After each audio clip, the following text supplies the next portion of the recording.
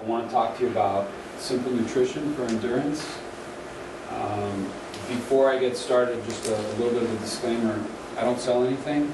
I don't work as a nutritionist. I'm not a nutritionist. I'm a principal research analyst in technology.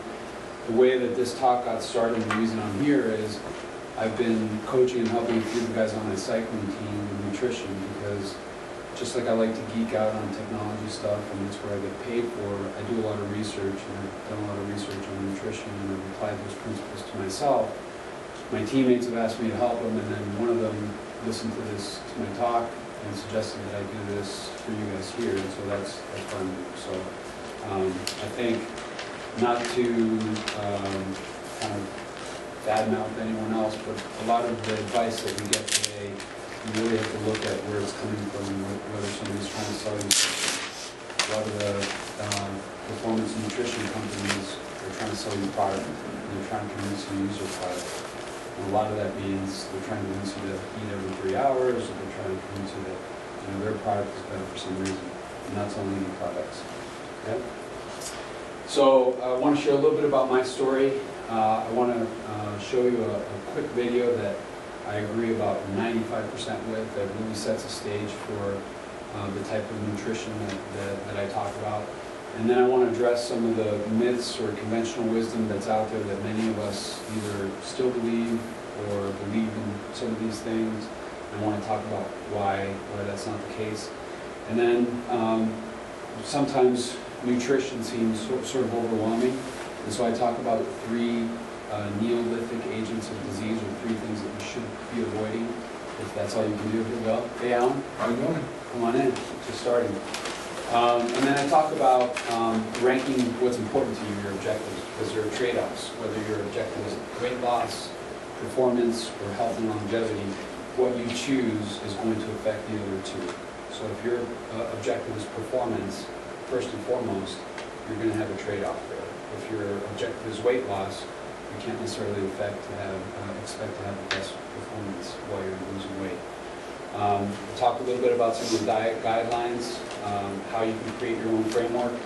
I have some examples of what I do for different training blocks and different training sessions, and then some of the benefits that I've seen, and then I lay out kind of at the end how you want to tackle this if you decide you want to go forward. And then I have a bunch of different links, and this is also printed out to the links and references and materials that I use to create these slides. So before we get started, and before I tell you my story, if we could go around the room and just kind of introduce yourselves, and then talk a little bit about what your diet is or what you hope to get out of this. But I'm going to try to make this as interactive as possible, so we'll start with well, okay. I'm Brian Smith. What my diet is, health. I've had cardiac issues, so I mean I've got to bear that in mind. I've been very active, but I've really only started seriously riding road bikes in the last 6 months or so. So I've not got any kind of racing aspirations other than racing against myself. So I'm just really interested in a diet. You know, as you say, you read so much, and everybody says something different, no matter which food brand they're trying to sell. So I'm just kind of confused and looking for help on, I'd like, obviously we'd all like to lose some weight, but as you say, you can't trade diet or weight loss with performance. We've got some mountain bike events coming up soon, so. Which ones? Well, the next one's the whiskey up in Prescott. Yeah, I'll be there. Good. See you there. See you in the beer garden, eh? So really, it's how much, how can I still have a couple of beers and be able to get up the hill, Sure. Well, I'll talk a little bit about the 80-20 rule. I'm not a stickler for 100% compliance on anything, but we can kind of go, so we'll keep going this way. Right. Hi, I'm Christina, and I'm actually here for my husband, who's with me, so Melissa knows. So I'm here to take notes and take stuff in. He took up cycling last year, road biking, and he lost like 35 pounds. And he's like, Melissa knows, he's Obsessed. very, obsessed with cycling. So, I can't relate to that. I know. So like all of our free time revolves around, when he can ride and where he's riding and when we can eat because of when he's riding. It's great though, but, You sound like a great wife, you're here taking notes. I took my wife to Colombia and I convinced her to go on this crazy 24-hour trip with me, so I'll tell you guys more about that trip when I'm here. but, Great. anyway, so he changed his diet a little bit, but I think writing so much, was the main catalyst for him. I mean, we cut down what he was eating, but not necessarily changed what he was eating. And then, I just recently, cut out like sugar and stuff like that, so Right? I lost like 10 pounds in like 2 weeks, so. Sugar is one of my, I talk about the Neolithic agents of disease. Sugar is one of the 3. I'll get to the other 2. Thank you. My name's Leanne, and I started riding my bike. I won a bike 2 years ago, so I said, oh, my friends all said you should start to sell it on eBay, and I said, no, I'm going to buy it. And so I am. And since I started riding my bike, I gained 24 pounds because I was like really wimpy, and they would always accuse me of being anorexic.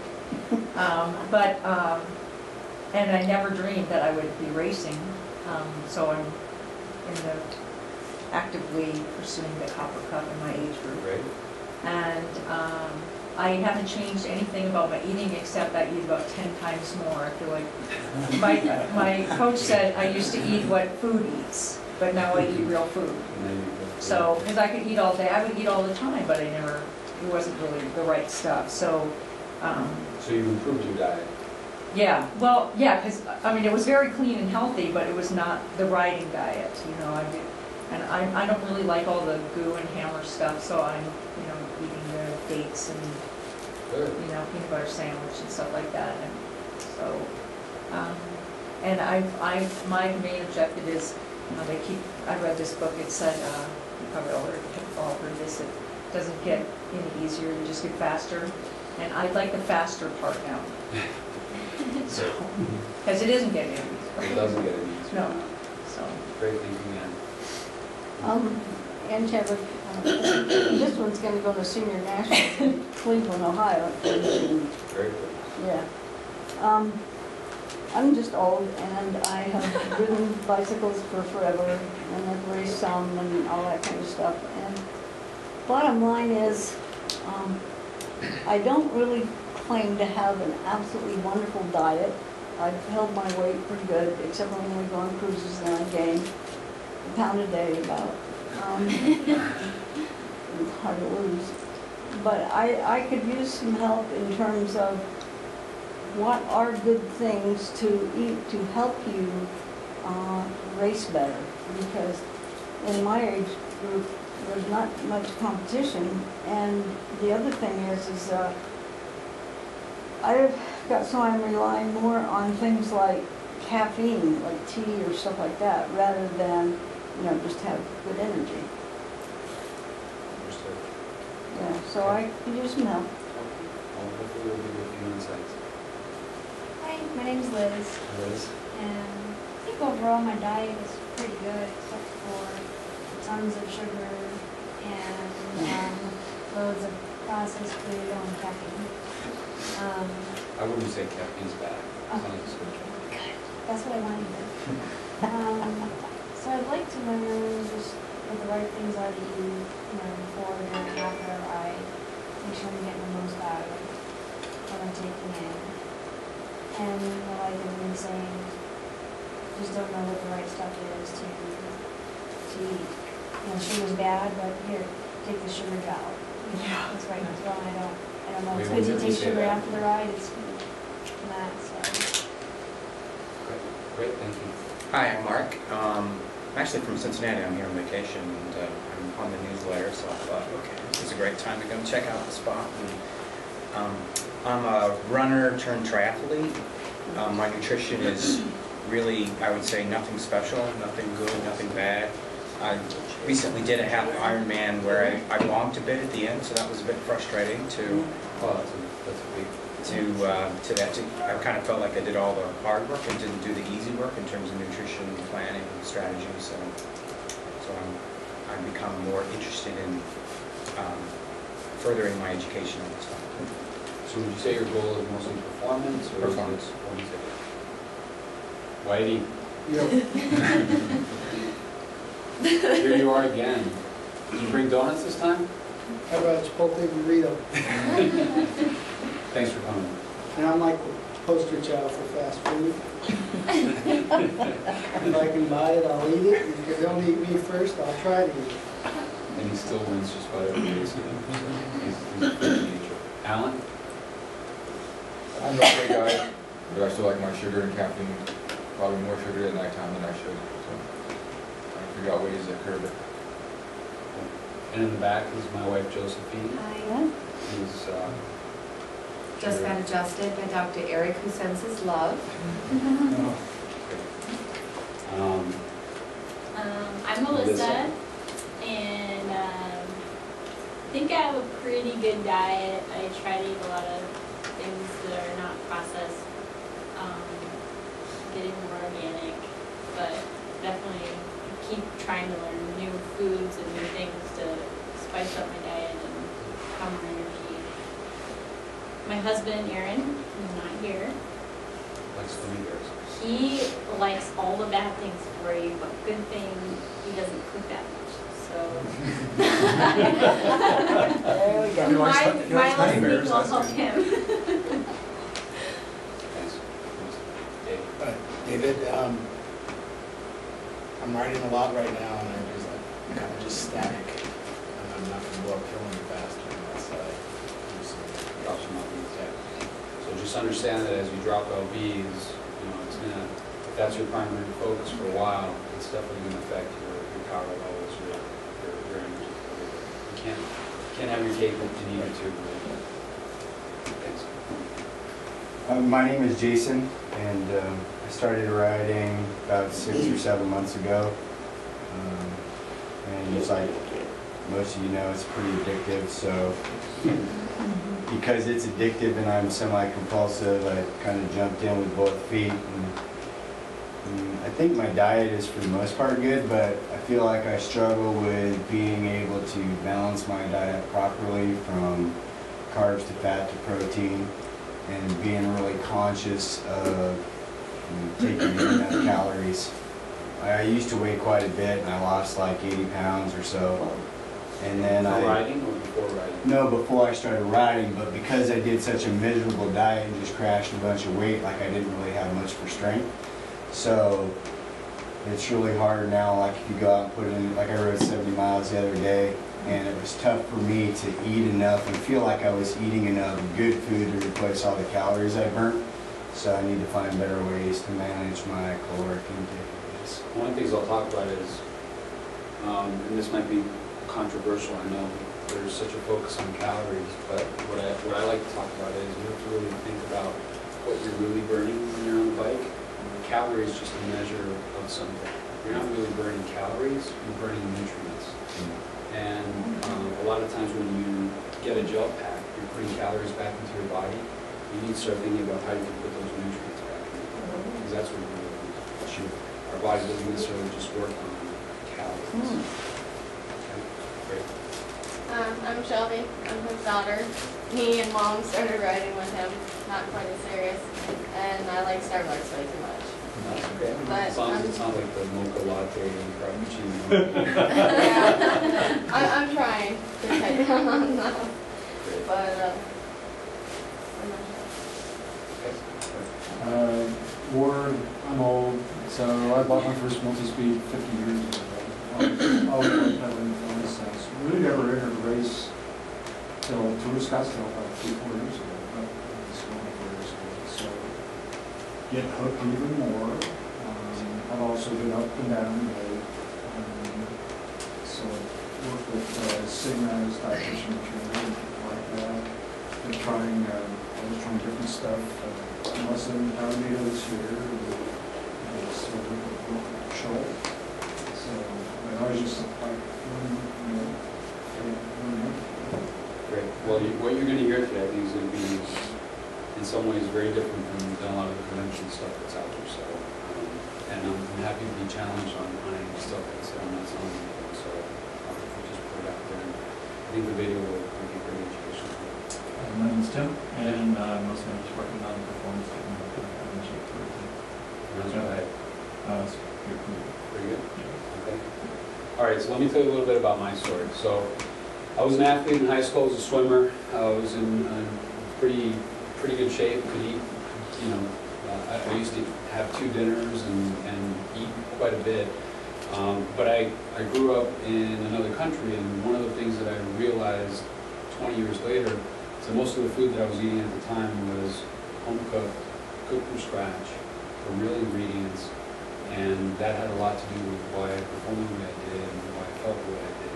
I moved to the States in the late 80s, and as a result, I changed my diet, I changed my lifestyle, I bought into the whole low-fat fad. I started college, so I was either partying or studying or not studying, but I wasn't exercising quite as much. And as a result, I started to struggle with my weight and my health.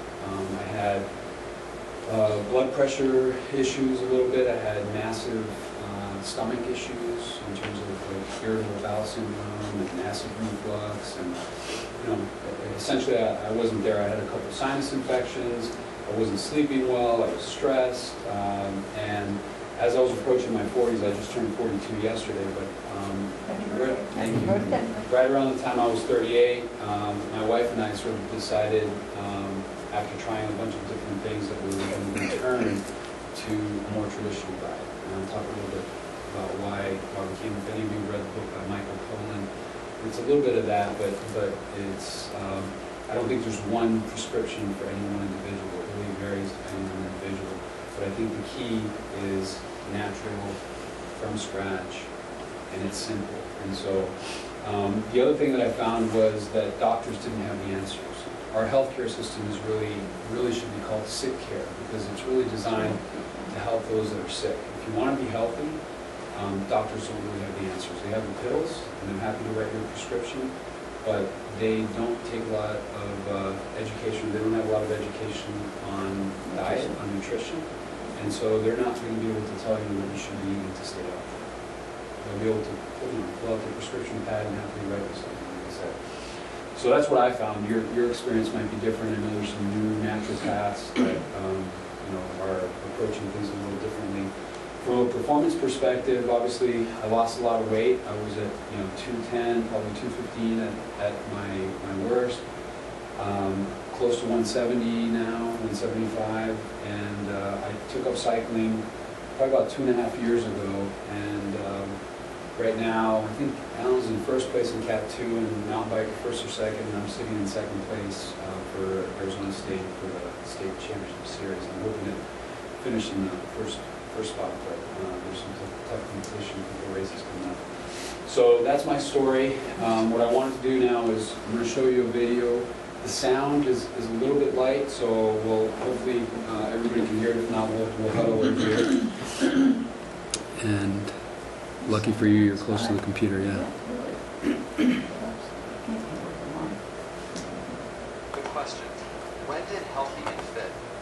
Good question. When did healthy and fit start making us heavy and sick? Since the 1970s, we've been told we need to eat less and exercise more.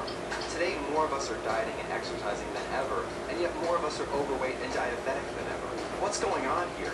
Staying healthy is one of the most basic abilities we have as human beings. This cannot be that confusing. Remember not too long ago when we didn't know what calories were, let alone count them, and almost nobody was obese or diabetic? How did that work? Did everyone from our distant ancestors up until a few decades ago know something we don't? How were they able to stay fit, healthy, and slim so simply? Without all the confusing diet, exercise, and calorie counting programs we have today, without all the expensive pills, powders, and potions we have today, without even really trying. How are they able to stay so slim, so simple? What's the secret? What's the mystery? The code? The puzzle? What's the key? What's the answer? What is the secret? What if it wasn't a secret? What if I were to tell you that the most brilliant minds in the scientific and medical communities knew how to make our bodies work more like those of naturally thin people? How to get back our body's natural ability to stay slim and healthy without counting calories or spending hours exercising? How to enjoy lives of simple slimness and health like 90% of us did just decades ago, and approach that work to heal us rather than starve us, that enables our body to burn fat 24 hours a day, 7 days a week, 365 days a year, rather than just a few hours at the gym. Over 1,100 international research studies and the best peer-reviewed scientific research and medical minds around the world have found it. The truth to healing our bodies rather than fighting them, so we can start making healthy again. First, you must free yourself from the last few decades of dietary misinformation. Forget about starving yourself. Starvation and deprivation are not healthy. Besides, the largest increase in obesity and diabetes in history took place alongside the largest increase of dieting in history. So why would anyone tell us that more dieting is the answer? Forget about counting calories and confusing math. Start thinking about common sense, simple biology, and proven science. But wait a minute, doesn't counting calories work? Well, maybe, but why do we all of a sudden need to count calories when we were slimmer and healthier before we even knew what a calorie was? Besides, calorie math does not work the way we've been taught. For example, it's been proven that on average we are consuming about 300 more calories per person per day than we were in the late 70s. Between then and now, that adds up to well over 3 million more calories per person. Which, if the starvation is healthy, count your calories, and metabolism works like math premise were true, means the average American today should weigh well over 1,000 pounds. Over 1,000 pounds. Lucky for us, biology does not work like math. It works like biology. Let's think about the biology of your body like a sink. When a sink is working properly, more water poured in means more water drains out. The water level may rise temporarily, but the sink will automatically take care of that. A healthy body works similarly, automatically balancing us out. That's why we each haven't gained even close to the 1,000 pounds we should have gained since the 1970s if we needed to manually balance calories. Our body is designed to burn more when we eat more and burn less when we take less in. Just like we use the bathroom less when we drink less and when, a healthy body is designed to balance itself out. This is called your set point weight. More in, more out automatically. Less in, less out automatically. The only time the water level stays high is when the sink becomes clogged. When the sink loses its ability to take care of more in with more out automatically. Well, when does the sink get clogged? When the wrong quality of things are put in, things that do not belong. When a sink is clogged, any amount of water in, no matter how small, will cause the water level to rise and to stay high. Well, wait. Why don't we just turn the faucet down even more, cut the water level altogether, and keep the water level down forever? Well, that could work, except that we would inevitably starve to death. The answer is not to cut off food entirely, but instead to fix the underlying problem. We must unclog our sink. Our bodies become hormonally clogged when we put the wrong quality of food in them, causing the level of body fat to stay elevated. We have an elevated set point. Eating less is just like turning the faucet down. It doesn't actually fix anything, and it doesn't do a thing about the clog. We can keep our drain and our body from overflowing simply by only putting things in them they were designed to handle, by focusing on quality rather than quantity. Just like no quantity of clean water will ever clog a sink, no quantity of the high-quality, clean foods we were designed to eat will ever clog our body. Eat smarter, not less. Problem solved. Wait. What do I eat then? We eat clean, high-quality, hormonally clog-clearing foods that restore our body's natural ability to keep us slim. Well, and those are? Excellent question. The quality of our calories depends on 4 fascinating factors. Satiety, how quickly calories fill us up and how long they keep us full. Aggression, how likely those calories are to be stored as body fat. Nutrition, how many nutrients those calories provide. And efficiency, how many calories can be stored as body fat. The more satisfying, unaggressive, nutritious, and inefficient a calorie is, the higher its quality, the more sane it is. The more body fat burning hormones and triggers, helping us to clear our clog and prevent overeating. The more unsatisfying, aggressive, not nutritious, and efficient a calorie is, the lower its quality, the more insane it is. The more body fat storing hormones and triggers, contributing to our clog and encouraging overeating. When we eat sane, high-quality calories, we provide our body with an abundance of nutrition. We automatically avoid overeating because these calories are so satisfying, and most importantly, we create a hormonal environment that dissolves our metabolic clog. They are like a natural liquid plumber for our biological sink. When we see how sane foods heal us, why it's so much simpler to eat more of them instead of starving ourselves is clear. and they are easy to identify because there are only 3 primary factors controlling the sanity of food: water, fiber, and protein. Water, fiber, and protein-rich foods are sane. On the other hand, dry, relatively low fiber and low protein foods are insane. Starches and sweets such as cookies and bread, pasta, and potatoes are some of the insane foods that will contribute to a hormonally clogged sink. When choosing your sane foods, seek short ingredients lists and stay on the perimeter of your grocery store. Avoid heavily packaged and processed food. If your grandma wouldn't recognize it, don't eat it. The more natural it is, the more sane it is. Smarter eating, staying clog-free and staying slim, simply like our ancestors and our naturally thin friends, is simple. Eat way more non-starchy vegetables, way more seafood and nutritious meats, more low-sugar fruit and more nuts and seeds. Get so full and satisfied from eating as many sane foods as you want, whenever you want, that you're too full for dessert. So go ahead. Double the portion of your nutritious high-protein main dish. Triple that side of non-starchy veggies. Eating at an Asian restaurant? Great. Eat all the protein and the vegetable main dish rather than half of that dish and lots of rice. Eating somewhere else? Simply tell your server, hold the starch and double the veggies. And chow down, leaving no room for dessert. Never go hungry again.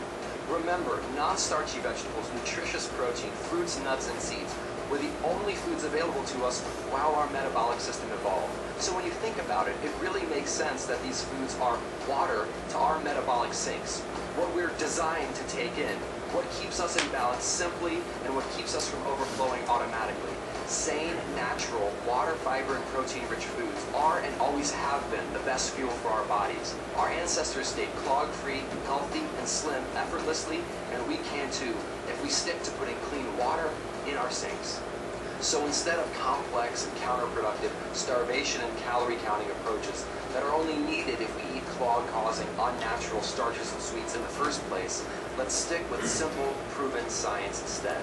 Let's stick with the fact that our biology doesn't work like math. It works like biology. Let's eat more, but smarter. Let's focus on high-quality food. Hunger isn't healthy. We don't need to exercise for hours. We don't need expensive pills or complex prescriptions. This doesn't have to be complicated. This isn't some expensive Hollywood secret that only the rich and famous know about. The secret is that there is no secret. All you need is the science, the knowledge, and the answers that have been with us since the beginning of time to restore your body's natural ability to burn fat rather than to store fat. The ability to use biology to heal your body instead of starving it, enabling it to work more like it is designed to, more like the body of a naturally thin person. Think about it. Just about everyone stayed healthy and fit without even trying until very recently. Why? Because a healthy body automatically stays in balance at a slim and healthy set point. More in means more out because it's not hormonally clogged by the wrong quality of food. Foods that our ancestors never had access to. And if you're thinking, I don't have time or money to watch what I eat, think again. This is as easy as slapping a piece of meat on the grill or sticking a piece of fish in the oven. And it's cheap as steaming a few handfuls of non-starchy veggies. And I don't know about you, but a little more time in the kitchen sure beats a lot more time in the gym. Not to mention losing those gym memberships and medical expenses altogether. Now who's saving time and money? You are. Millions of Americans today are changing their lives with the power and confidence of knowing how to change their body. And you can too. You can enjoy food again. You can eat more, but smarter. More water, fiber, and protein-packed foods found in nature, such as non-starchy vegetables, seafood, nutritious meats like free-range poultry and grass-fed beef, or eggs and low-sugar fruits such as berries and citrus, and whole-food natural fats like nuts and seeds. Let's enjoy so much of them that it's easy to avoid unnatural, dry, low-fiber, and low-protein starches and sweets. Let's heal rather than fight our bodies with an abundance of natural nutrition and enjoy the foods we were meant to enjoy, foods we were made to enjoy. Let's remember that starvation isn't healthy. Food isn't our enemy. In fact, eating an abundance of high-quality food is our most powerful and affordable tool to avoid obesity, diabetes, and other diet-related problems.